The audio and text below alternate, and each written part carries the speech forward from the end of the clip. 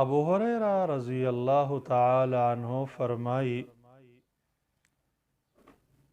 چې رسول الله صلی الله علیه وسلم فرمایلی دي په پخوا زمانه کې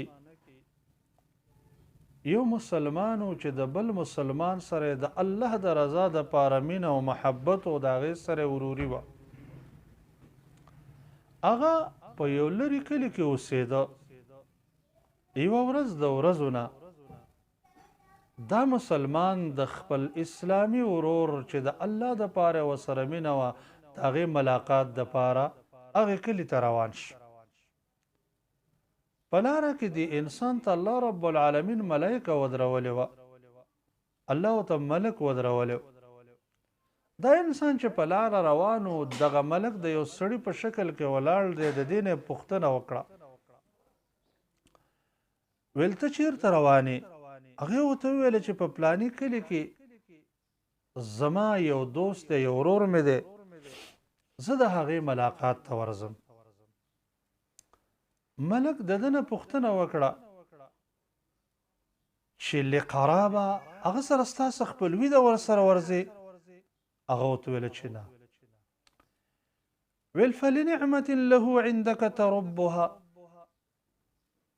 آیا هغه تا سره کوم نعمت کړی دی چې د هغه نعمت د اصلاح په فکر باندې هلته ورځې هغه ورته ویل چې نه کوم احسان یې را سره نه دی کړی ویل نو ولې ورځې هغه وفرمیل انی احبه فی الله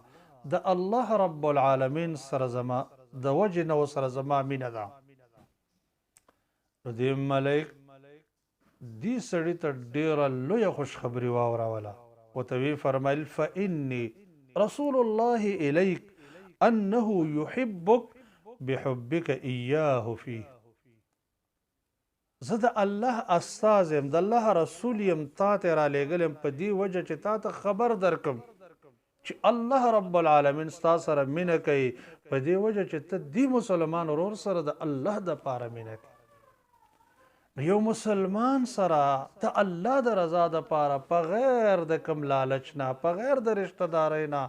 په غیر د بل کوم یو سبب نه په غیر د احسان نه د چا سره مینه کول د دې باعث جوړیږي چې ستا رب به د تا سره مینه او محبت وکړي